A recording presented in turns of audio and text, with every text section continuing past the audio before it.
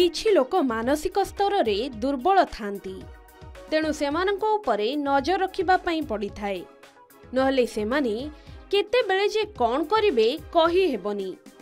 हाँ दर्शक बंधु आपण देखुथिबा ए युवक जनक भी एमिति किछि करिसंती जहा विषय रे जानिले आपण भी आश्चर्य होई जिवे।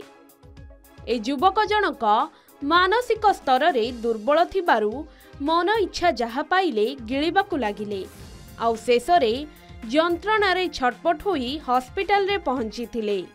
तेबे युवकंक पेटरे एक्सरे एवं सीटी स्कैन कराइबा परे जहा बाहरी थिला ताकु देखि डाक्टर भी मुंडरे हाथ देई बसिले।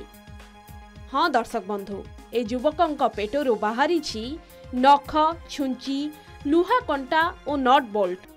एक कथा सुनिबाको हुए तो आश्चर्य लागुथाई पारे किंतु एभली किछि सतरे होईछि।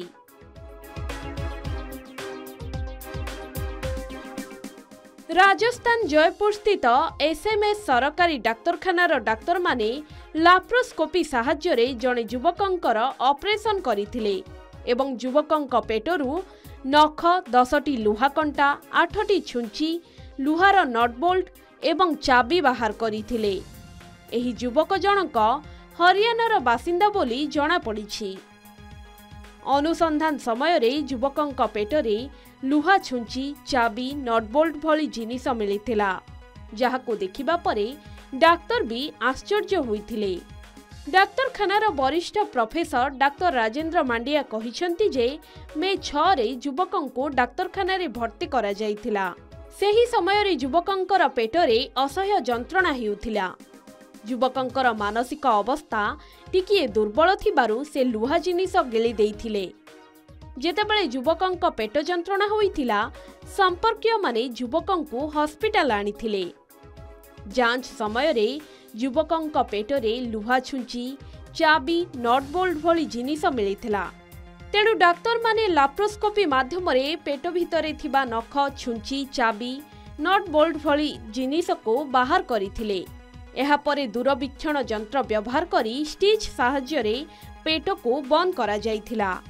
डाक्टर मांडिया कहिसंती जे एक्सरे एवं सीटी स्कैन परे जणा पड़िथिला जे समस्त लुहा जिनिस युवकंक पेटरे फसी रहिछि। एही कारणरू दूरवीक्षण साहाय्य रे ऑपरेशन करा जाइथिला। तेबे एभली मानसिक स्तर रे दुर्बल थिबा लोकंक उपरे आपण माने नजर रखंतु नचेत एभली रोगी माने केतेबेले जे कोन करिवे भरोसा नाही। तेणु एमानंक उपरे नजर रखी आपण एमानंक जीवन बंचाई पारिबे। दर्शक बंधु आशा करूछु आजिर ही भिडियोटी आपनको पसंद आसीथिबो। भिडियो को लाइक और शेयर करिबा पई जमा भी भूलिबेनी।